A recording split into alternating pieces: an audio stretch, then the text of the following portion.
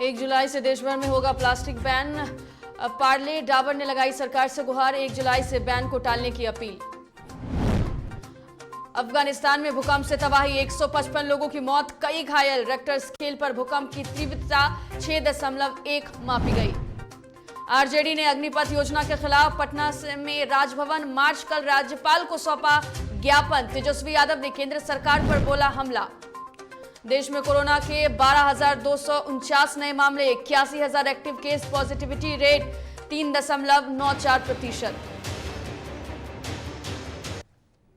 नमस्कार, डीटीवी भारत में आपका स्वागत है। मैं हूं पूजा वर्मा। बुलेटिन की शुरुआत करने जा रहे हैं और सबसे पहले बड़ी खबर का रुख करेंगे। महाराष्ट्र में सियासी उठापटक के बीच एक बड़ी खबर आपको बता रहे हैं, जहां पर महाराष्ट्र में सियासी उठापटक के बीच हंगामा भी शुरू हो गया है और सांगली में बीजेपी विधायक के कार्यालय पर शिव सैनिकों ने पथराव किया है। ये बड़ी खबर बता रहे हैं, जहां पर बीजेपी विधायक सुरेश खाड़े के कार्यालय पर पथराव किया गया है। सुरेश खांडे के कार्यालय पर पथराव किया गया है और शिवसेना कार्यकर्ताओं ने बीजेपी के खिलाफ नारेबाजी भी की है। पुलिस ने फिलहाल 7 कार्यकर्ताओं को हिरासत में भी लिया है। तो ये बड़ी खबर आपको बता रहे हैं, जहां पर देखिए महाराष्ट्र में एक तरफ जहां सियासी उठापटक चल रही है, जहां उद्धव सरकार जो है वो अब गिरने के कगार पर पहुंच गई है, तो दूसरी तरफ अब शिव सैनिकों का हम कह सकते हैं कि आक्रोश बीजेपी को झेलना पड़ रहा है। और सांगली में बीजेपी विधायक के कार्यालय पर शिव सैनिकों ने पथराव किया और इस पथराव के बाद आपको बता दें कि 7 कार्यकर्ताओं को पुलिस ने हिरासत में लिया है। ये कार्यकर्ता बीजेपी के खिलाफ नारेबाजी भी कर रहे थे और बीजेपी विधायक के कार्यालय पर इन्होंने पथराव भी किया है। फिलहाल हिरासत में लेकर उनसे पूछताछ जारी है।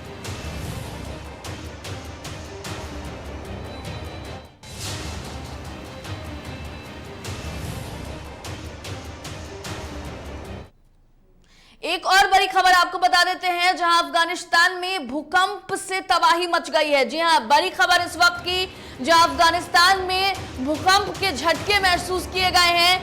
155 लोगों की मौत हो गई है तो कई घायल बताए जा रहे हैं। अफगानिस्तान से यह बड़ी खबर आपको बता रहे हैं, जहां पर भूकंप के झटके के बाद 155 लोगों की मौत हुई है। रेक्टर स्केल पर भूकंप की तीव्रता 6.1 मापी गई है और कई इलाकों में धरती जो है वो हिली है। पाकिस्तान के भी कई इलाकों में धरती हिलने की खबर है। अफगानिस्तान में इस भूकंप ने तबाही मचा कर रख दी है। 155 लोगों की मौत तो कई लोग घायल हैं। रेस्क्यू ऑपरेशन जारी है। यहाँ पर लगातार जो टीम है वो पहुंची है, लोगों को बचाने की जो कोशिश है वो जारी है। तस्वीरों में भी आप साफ देख सकते हैं कि किस तरीके से जो रेस्क्यू टीम है वो वहां पहुंची हुई है और लोगों को बचाने की कोशिश जारी है। फिलहाल 155 लोगों की मौत इस भूकंप की वजह से हो चुकी है। तो बड़ी खबर अफगानिस्तान से, जहां पर भूकंप के झटके महसूस किए गए हैं और इस भूकंप की वजह से तबाही मच गई है। 155 लोगों की मौत हो गई है तो वहीं पाकिस्तान के भी कई इलाकों में धरती हिली है। और अगर बात करें अफगानिस्तान की, तो रेक्टर स्केल पर भूकंप की तीव्रता 6.1 मापी गई है।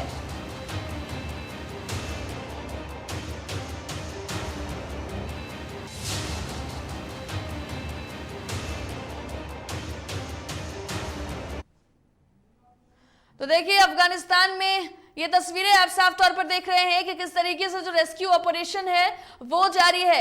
फिलहाल 155 लोगों की मौत इसमें हो चुकी है, लेकिन जो लोग घायल हैं उन्हें बचाने की कवायद जारी है, कोशिश जारी है।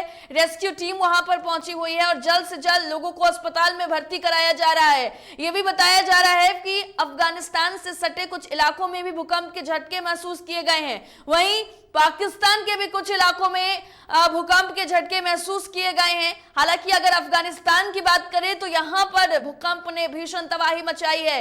155 लोगों की फिलहाल मौत हो गई है और कई लोगों को बचाने की कोशिश फिलहाल जारी है। घायलों को अस्पताल में भर्ती कराया जा रहा है। तो तस्वीरें कुछ खासा साफ नजर नहीं आ रही है, लेकिन फिर भी आप साफ तौर पर यह देख सकते हैं कि रेस्क्यू ऑपरेशन वहां पर जारी है।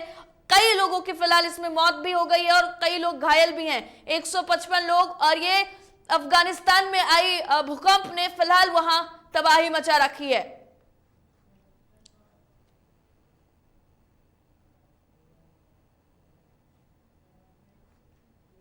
देश भर में अग्निपथ योजना का भारी विरोध हो रहा था। विपक्ष भी सरकार से इसे वापस लेने की लगातार मांग कर रही थी और इसी को देखते हुए नेता प्रतिपक्ष तेजस्वी यादव ने भी आज यानी कि 22 जून को राजभवन मार्च करने की बात कही थी। इसी सिलसिले में राजधानी पटना में नेता प्रतिपक्ष तेजस्वी यादव ने विधायकों के साथ राजभवन मार्च किया और आपको बता दें कि विधानसभा से राजभवन तक पहुंचे। यहां पर उन्होंने राज्यपाल को ज्ञापन सौंपा और इस दौरान उन्होंने कहा कि पूरे देश के युवा अग्निपथ योजना से आक्रोशित हैं। साथ ही उन्होंने कहा कि छात्रों को जेल से छोड़ने की उन्होंने राज्यपाल से मांग की है। वहीं तेजस्वी यादव ने भाजपा पर हमला बोलते हुए कहा कि उन्हें माफी मांगनी चाहिए। दरअसल इस मार्च के दौरान नेता प्रतिपक्ष तेजस्वी यादव के साथ अगर हम बात करें तो बड़े भाई भी देखने को मिले, वहीं राबड़ी देवी भी इस राजभवन मार्च में नजर आई हैं।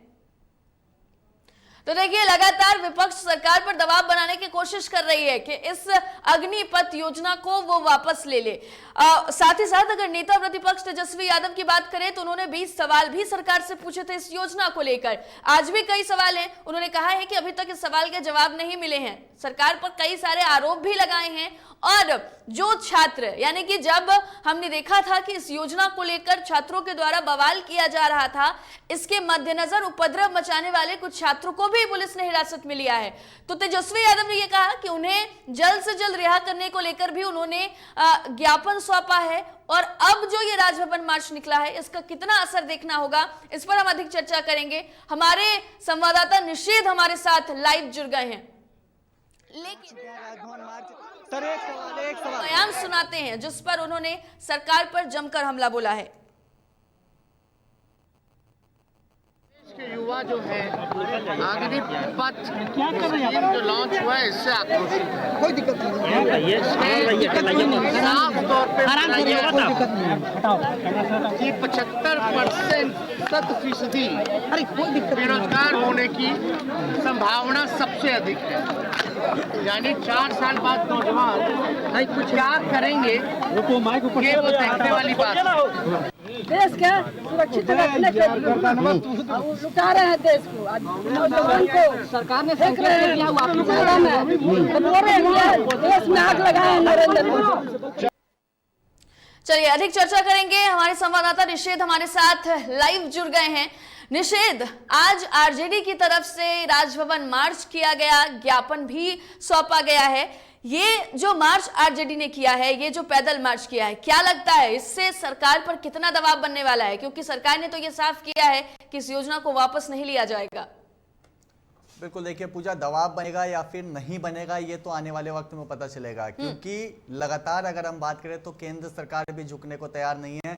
फायदे तार गिनाए जा रहे हैं अग्निपथ योजना को लेकर के, लेकिन अगर विपक्ष की बात करें तो लगातार विपक्ष इसको लेकर के प्रदर्शन कर रहा है, विरोध अपना जता रहा है। और आज भी जब नेता प्रतिपक्ष तेजस्वी यादव की अगुवाई में तमाम जो महागठबंधन के विधायक हैं उन्होंने विधानसभा से राजभवन तक मार्च किया, तो उस दौरान तेजस्वी से लेकर के तमाम विधायक इस बात को कह रहे थे कि सरकार को झुकना पड़ेगा। इस बात को कह रहे हैं तेजस्वी भी कि लगातार हम लोग विरोध कर रहे हैं, और ऐसा नहीं है कि विरोध की जगह वो ठंडी हो गई है। बेशक छात्र अभी शांत है, अहिंसा का रूप अपना रहे हैं, लेकिन अगर हिंसक प्रदर्शन नहीं दिख रहा है तो ऐसा नहीं है कि विरोध छात्र नहीं कर रहे हैं। अग्निपथ स्कीम का विरोध पूरे देश में हो रहा है और तेजस्वी ने आज एक बड़ी मांग भी की है। उन्होंने साफ तौर पे कहा है कि जिन छात्रों पर एफआईआर दर्ज हुआ है उनका एफआईआर खत्म करे। साथ ही साथ इस बात को भी कहा है कि जितने छात्रों की गिरफ्तारी हुई है पिछले 4 दिनों से, जो पूरा बिहार जला और उस दौरान कई छात्रों की गिरफ्तारी भी हुई,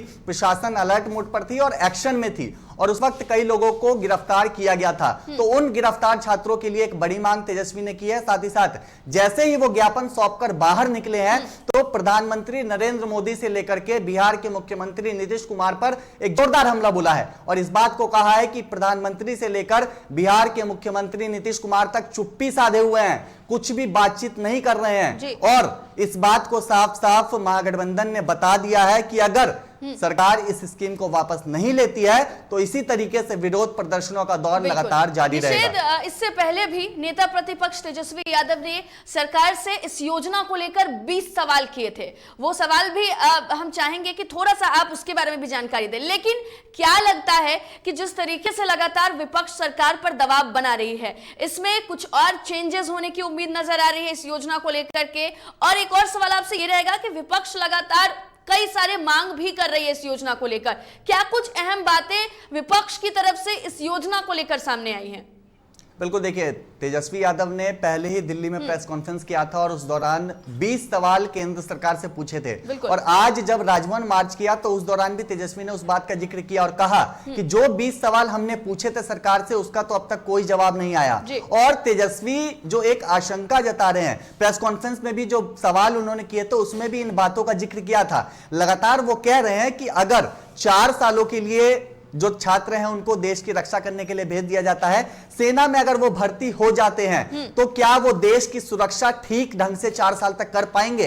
ये एक बड़ा सवाल तेजस्वी उठा रहे हैं। कह रहे हैं कि उनको कहीं ना कहीं अपनी नौकरी का डर रहेगा, 4 सालों के बाद उनकी नौकरी उनसे छिन जाएगी, यानी 4 सालों के बाद वो नौकरी नहीं करेंगे। तो इस एक ये मेन कारण वो बता रहे हैं कि सरकार से जवाब मांग रहे हैं कि आखिर बताए, देश की सुरक्षा को भी ताक पर रखा जा रहा है, खिलवाड़ एक तरीके से किया जा रहा है। उन छात्रों के मन में यही सवाल चलेगा कि 4 सालों के बाद तो वापस फिर से काम करना पड़ेगा, अपने घर लौट जाना पड़ेगा, सेना की नौकरी तो वो नहीं करेंगे उस वक्त। 25% ही ऐसे लोग होंगे ऐसे जो उनको आगे भेजा जाएगा। 75% को एक आरक्षण के तौर पर दिया जाएगा, उनको बिहार पुलिस में भी दिया जा सकता है, आरक्षण उनको मिल सकता है। और भी कई विभाग हैं जहां पर आरक्षण मिलेगा। लेकिन तेजस्वी कह रहे हैं कि कहीं ना कहीं केंद्र सरकार इस बात को चाहती है कि पूरी तरीके से हिंसा भड़के और इसीलिए ना तो प्रधानमंत्री कुछ बातचीत कर रहे हैं, बिहार में इतना बवाल हुआ, बिहार के मुख्यमंत्री नीतीश कुमार ने कोई बातचीत नहीं की। और एक चीज कह रहे हैं कि विरोध जारी है, लगातार जारी रहेगा, सरकार को झुकना पड़ेगा। तो विपक्ष अपना विरोध जारी रखेगी और उनका साफ तौर पर कहना है कि सरकार को झुकना पड़ेगा। निषेध, बहुत शुक्रिया आपका अधिक बातचीत के लिए और अधिक जानकारी के लिए। तो देखिए, आरजेडी ने आज राजभवन मार्च किया और ज्ञापन सौंपा है। इसके बाद से अब देखना यह होगा कि इस विरोध पैदल मार्च के बाद सरकार पर इसका कितना असर देखने को मिलता है। अगली खबर का हम रुख करने जा रहे हैं, जहां पर देश में होने जा रहे राष्ट्रपति चुनाव के लिए बीजेपी ने अपने उम्मीदवार के नाम का ऐलान कर दिया है। दिल्ली में पार्टी के अध्यक्ष जेपी नड्डा ने एक प्रेस कॉन्फ्रेंस किया और इस प्रेस कॉन्फ्रेंस में नड्डा ने कहा कि द्रौपदी मुर्मू को सर्वसम्मति से राष्ट्रपति पद का उम्मीदवार बनाने का फैसला लिया गया है। अब इसके बाद आपको बता दें कि प्रधानमंत्री नरेंद्र मोदी ने उन्हें बधाई दी है और अब द्रौपदी मुर्मू की सुरक्षा जो है वो Z+ कर दी गई है। इसके बाद वो भगवान के मंदिर में दर्शन करने के लिए भी पहुंची हैं। और इसके बाद बीजेपी की अगर बात कर ले तो बीजेपी और उनकी सहयोगी पार्टियों को मिलकर बहुमत से कुछ कम वोट है, लेकिन द्रौपदी मुर्मू के नाम पर कई और पार्टियों को समर्थन मिल सकता है और यह कहा जा रहा है कि द्रौपदी मुर्मू ही अगली राष्ट्रपति बन सकती हैं। हालांकि अगर बात करें तो ओडिशा की रहने वाली हैं, मूल रूप से निवासी, और उन्होंने नवीन पटनायक ने भी उन्हें अपना समर्थन दे दिया है। तो एनडीए की तरफ से राष्ट्रपति उम्मीदवार द्रौपदी मुर्मू बनी है और इसके बाद से प्रधानमंत्री ने भी उन्हें बधाई दी और सुरक्षा जो है उनकी बढ़ा दी गई है। तो एनडीए में राष्ट्रपति पद के प्रत्याशी का ऐलान हो गया है, उम्मीदवार का ऐलान हो गया है और द्रौपदी मुर्मू को एनडीए ने अपना उम्मीदवार चुना है, जिसके बाद से वो मंदिर में दर्शन करने के लिए भी पहुंची हैं। सुरक्षा भी उनकी बढ़ा दी गई है और ऐसे में अगर बात करें तो लगभग ये माना जा रहा है कि राष्ट्रपति द्रौपदी मुर्मू ही बनने वाली हैं। कई अलग अलग पार्टियों की तरफ से भी उन्हें समर्थन है।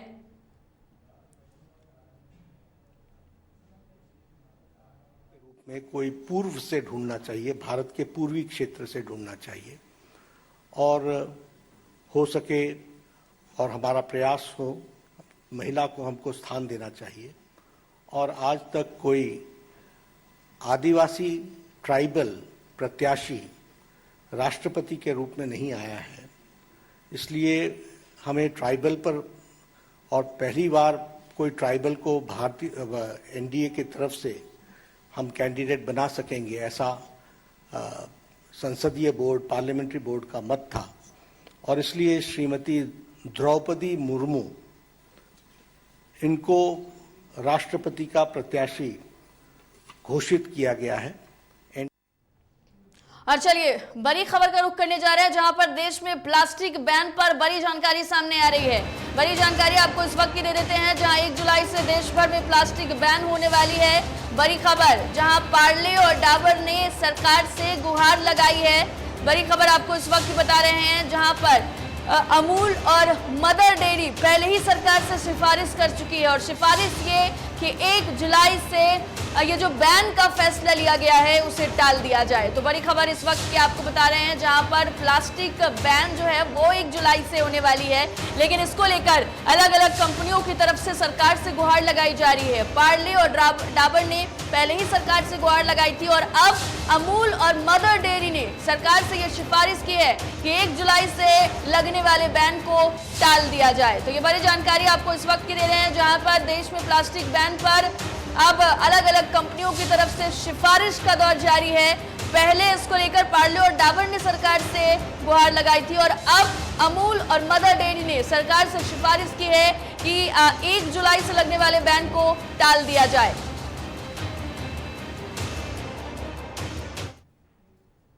और अब बात कोरोना की करते हैं। लगातार देश में कोरोना के मामले बढ़ते चले जा रहे हैं, और ऐसे में भारत में कोरोना वायरस के केस तेजी से बढ़ने लगे हैं। पिछले 24 घंटे में कोरोना के 12,249 केस सामने आए हैं। देश में एक्टिव केस बढ़कर 81,000 से ज्यादा हो गए हैं, और इतना ही नहीं, पिछले 24 घंटे में कोरोना से 13 लोगों की मौत हुई है। इससे पहले 21 जून की अगर बात करें तो देश भर में कोरोना के 9,923 केस सामने आए थे, और इस दौरान 17 लोगों की मौत हुई थी। सबसे ज्यादा केसेस महाराष्ट्र, दिल्ली, केरला, हरियाणा समेत कई राज्यों में आ रहे हैं, और यहां पर मामले तेजी से बढ़ते हुए दिख रहे हैं। दिल्ली, मुंबई में तो पॉजिटिविटी रेट 10% के पार चली गई है, और यह बताया जा रहा है कि देश में ओमिक्रॉन और उसके सब वेरिएंट्स की वजह से इन केसेस में इजाफा नजर आ रहा है।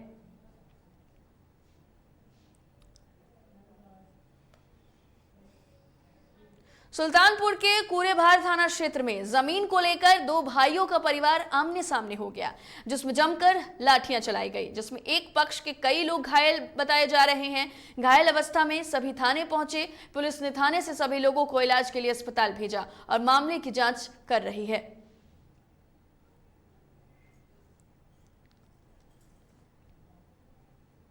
नंदापुर थाना कूड़ेभार का मामला है।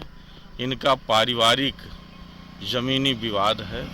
दोनों पक्षों के मध्य दिनांक 20/6/2022 को मारपीट हुई थी, जिसके संबंध में थाना स्थानीय में दोनों पक्षों के अभियोग पंजीकृत कर कार्रवाई की जा रही है। गैंगस्टर मामले में जेल में बंद सपा नेता अलीगंज एटा के पूर्व विधायक रामेश्वर सिंह यादव और उनके भाई पूर्व जिला पंचायत अध्यक्ष जोगेंद्र सिंह यादव की 29 करोड़ से अधिक की संपत्ति कुर्की होगी। प्रशासन ने संपत्ति चिन्हित कर कुर्की का नोटिस चस्पा कर दिया है। इस दौरान शहर में आवास पर मिली एक कार जब्त कर ली गई है। दोनों भाइयों की एटा, अलीगंज तहसील के साथ आगरा, लखनऊ और कानपुर में भी संपत्तियां हैं जो अवैध कमाई से अर्जित की गई हैं। फिलहाल जिला पंचायत अध्यक्ष रेखा यादव के नाम पर MG हेक्टर गाड़ी को पुलिस ने कब्जे में ले लिया है।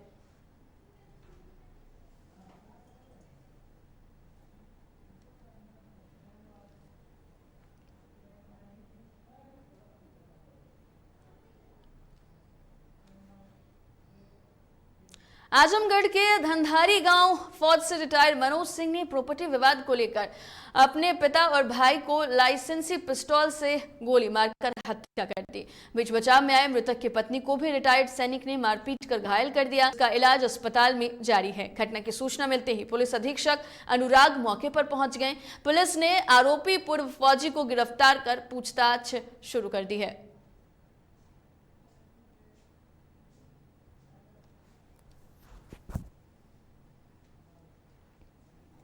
रिटायर्ड सैनिक है। इसके पिताजी भी सेना से रिटायर्ड थे। 1 साल पहले लगभग ये रिटायरमेंट पर आया था। इसके सगे भाई मनीष सिंह जो मृतक हैं, इनको इसके बड़े पिता स्वर्गीय रामनारायण सिंह की पत्नी ने 6 वर्ष की आयु में गोद ले लिया था। आज शाम 7 बजे मनोज सिंह व इसके पिता श्री नारायण सिंह में प्रॉपर्टी व खर्चे को लेकर कहासुनी हो गई। इसी बीच मनीष सिंह भी वहाँ आ गए। इस दौरान अभियुक्त ने अपनी लाइसेंसी पिस्टल से पहले अपने पिता और फिर अपने भाई पे गोली चला दी, जिस वजह से ये घटना घटित हुई है। एफआईआर पंजीकृत करते हुए विवेचनात्मक कार्रवाई थाना कप्तानगंज के माध्यम से की जाएगी। पीलीभीत में बुजुर्ग का शव नहर से मिलने से हड़कंप मच गया। सूचना पर पहुंची पुलिस ने शव को कब्जे में लेकर पोस्टमार्टम के लिए भेज दिया। वहीं मृतक के परिजनों का रो रो कर बुरा हाल है। घटना थाना बिलसांडा क्षेत्र की है, जहां पर 65 वर्षीय बुजुर्ग घर से अचानक निकल गए और सुबह ग्रामीणों की मदद से शव को नहर से निकाला गया। सूचना पर पहुंची पुलिस ने शव को कब्जे में लेकर पोस्टमार्टम के लिए भेज दिया है। वहीं पुलिस का कहना है कि रिपोर्ट आने के बाद ही मौत के कारणों का स्पष्ट हो पाएगा।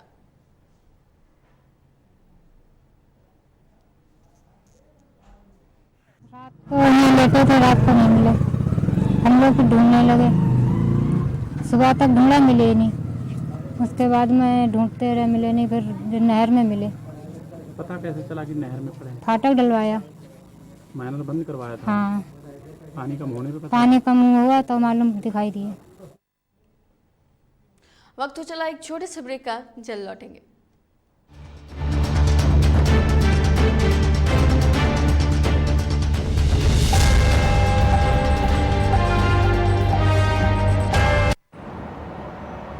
सर छुट्टी चाहिए थी।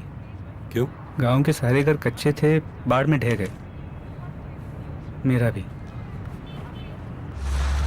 Good morning sir. देखिए, बुनियाद भी पक्की, आपका नया घर भी पक्का, सालों साल चलेगा सर। ठीक है, ले लो छुट्टी।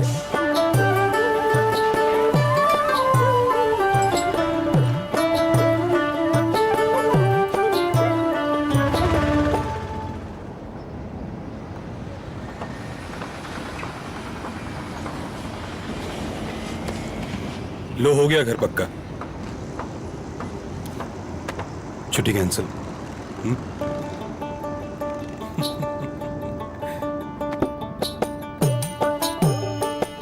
सच्ची खुशी वही होती है जिसकी बुनियाद दूसरों की खुशी में हो। कोणार्क, खुशियों की बुनियाद।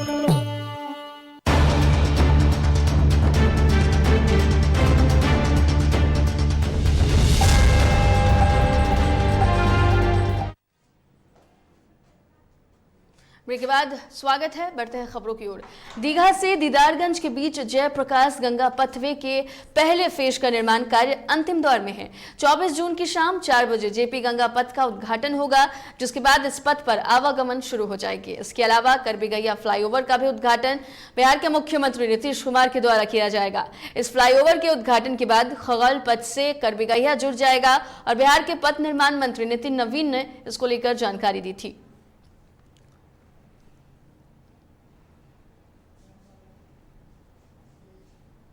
नालंदा जिले के सिलवा थाना क्षेत्र के करियाना गांव में एक गर्भवती महिला को हत्या कर शव जलाने का वीडियो सोशल मीडिया पर तेजी से वायरल हो रहा है। इधर घटना के बाद पीड़ित परिवार एसपी से मिलकर आरोपियों की गिरफ्तारी करने की मांग कर रहा है। इसके साथ ही सिलवा थाना अध्यक्ष पर आरोपियों के पक्ष में पक्षपात करने का भी आरोप लगाया गया है। पति ने करंट लगने से मौत होने की बात कही है, हालांकि सभी घर छोड़कर फरार हैं। फिलहाल एसपी ने स्थानीय थाना अध्यक्ष को इस मामले में कार्रवाई करने के निर्देश दिए हैं।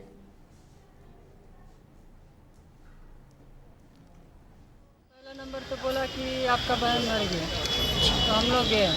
वहाँ गए तो जाने के टाइम में सब जल रहा था। एक भी नहीं बचा। और सब घर वाला भी भाग गया, कोई नहीं था। सूचना खाली मिला कि मेरा बहन वो बाहर में रहता है, गुजरात में। वो बोला कि मरने के बाद पूरा जला दिया था। उसके बाद में कॉल किया कि आपका बहन डेथ कर दिया। जाते जाते समस्तीपुर से शराबबंदी को ठेंगा दिखाने वाली एक ऐसी तस्वीर सामने आई है जिसे देखकर आप भी सहज अंदाजा लगा सकते हैं कि सूबे में शराबबंदी की हकीकत क्या है। दरअसल मामला दलसिंह सराय थाना क्षेत्र के मेन बाजार की है, जहां बोरे में शराब की बोतलें लेकर सप्लाई करने निकले शराब कारोबारी को स्थानीय लोगों ने पकड़ लिया। दोनों के बीच नोकझोंक हुई। इस दौरान बोरे में शराब की कई बोतलें सड़क पर बिखर गई। इस सारे घटनाक्रम का वीडियो वहां खड़े किसी शख्स ने बना लिया और उसे सोशल मीडिया पर वायरल कर दिया। बहरहाल वीडियो वायरल होने के बाद लोग शराबबंदी कानून और पुलिस की कार्यशैली पर सवाल उठ रहे हैं। हालांकि जीटीवी भारत इस वायरल वीडियो की पुष्टि नहीं करता।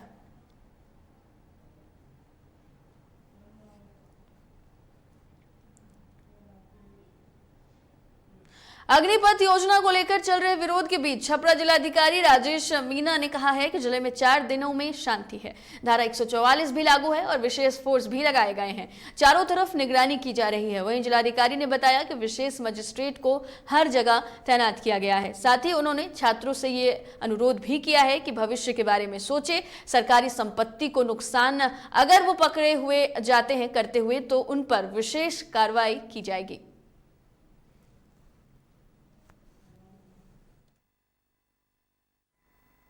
अग्निपथ योजना को लेकर जो विरोध हो रहे थे उसमें प्रशासन के द्वारा काफ़ी सख्त कार्रवाई करी गई है और पिछले 3-4 दिनों से जिले में शांति व्यवस्था पूरी तरह से कायम है। जो बंद का आह्वान किया गया था उसमें भी किसी प्रकार का कोई दुर्घटना या कोई निगेटिव न्यूज़ सामने नहीं आया है।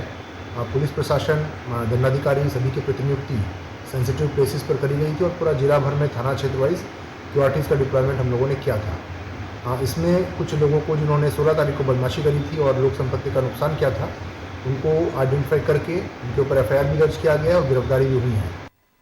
बिहार में मानसून ने अपना पैर पसार दिया है। राज्य में अगले 48 घंटों तक प्रदेश के कई जिलों में बारिश और वज्रपात का अलर्ट जारी किया गया है। मंगलवार को सीमांचल के अधिकतर इलाकों में भारी बारिश को देखते हुए अब बुधवार और गुरुवार को भी पटना समेत कई शहरों में भारी बारिश होने के आसार हैं।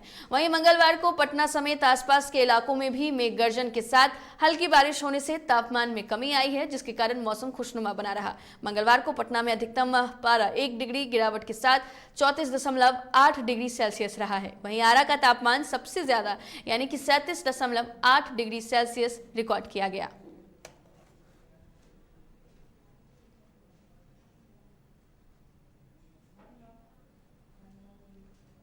फिलहाल इस बुलेटिन में इतना ही। देश दुनिया की तमाम खबरों के लिए देखते रहिए DTV भारत। मुझे दीजिए इजाजत। नमस्कार।